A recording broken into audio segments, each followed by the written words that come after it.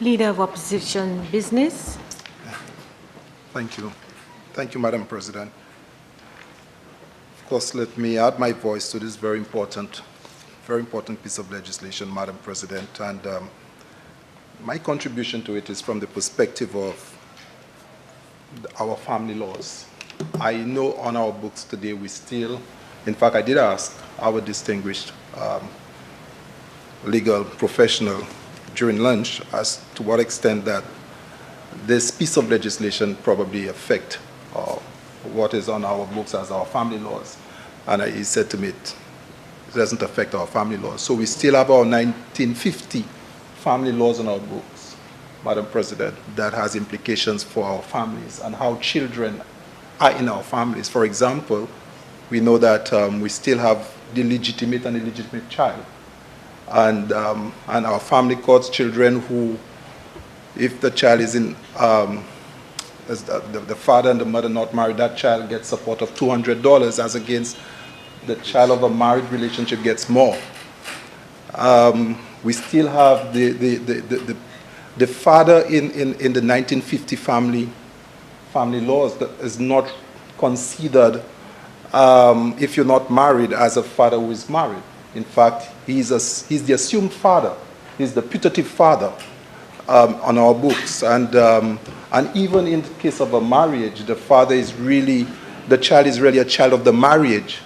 And all that gives rise in terms of how our children are. And it is it's Mandela who said, the true character of a society is revealed in how it treats its children. And as we reflect on, or we pass this piece of legislation dealing with the care and protection of our children, I think it was in 2015 that we did a mapping of the well-being of our children in St. Lucia. And the exercise was conducted by UNICEF to look at the well-being in terms of material, health, education. And the aspect that really struck me, Madam President, in some of that data is that single parents, children in single parents' household, were disadvantaged in terms of the well-being as it relates to education. They are disadvantaged as it relates to access to information.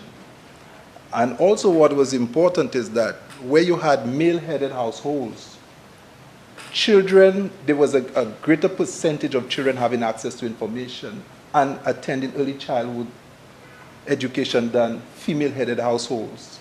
What it means is that female-headed households had less money and sometimes had more children to deal with. And when you take all of this into consideration and we're looking at our care and protection laws that is now coming before us, I see there's a need for a lot of support. It calls for a lot of support. One, the institutional support needs to be there. Our family laws, we need to look at our family laws. I think it's time that we have technology to do the DNA testing to find out whether the child is really belongs to the father. And I think we have that information now. So it's no longer time when you are the assumed father or the child is just a child of the marriage. And therefore the support from fathers to the child well-being, that we must look to improve on it. But also where children are disadvantaged because the mother is not well and the father is seeking custody, the law should allow for this to happen with ease. So far under 1950 laws, even if the child is not doing well because the child is in the care of a mother who is not able to do well, it is difficult for the father to seek custody of the child based on our current family laws. And the whole issue of battle legitimate or legitimate, illegitimate, I just cannot wrap my head around that sort of situation in 2018 when we're thinking of the well-being of our children. And finally, Madam President, the issue of support, custody of kids, it's a very serious issue. And I think it's a major challenge for the government, for a state as we embark on this. This is not easy because in the past, Madam President, I've been associated with the family courts. And even when children are placed in the care of the state, there are times when the magistrate want to remove the child from the state and place the child back in the home where, because it's not always well at our institutions. So as we embark on this, it means we need to invest in ensuring that when we want to remove a child in an area where the child is being hurt one way or the other, that we are not exposing the child to something worse. Some years ago, we had to invest and build an annex next to the boys training center so that we could separate the children who are there for care and protection as against those who have issues with the law. Madam President, they were all mixed up.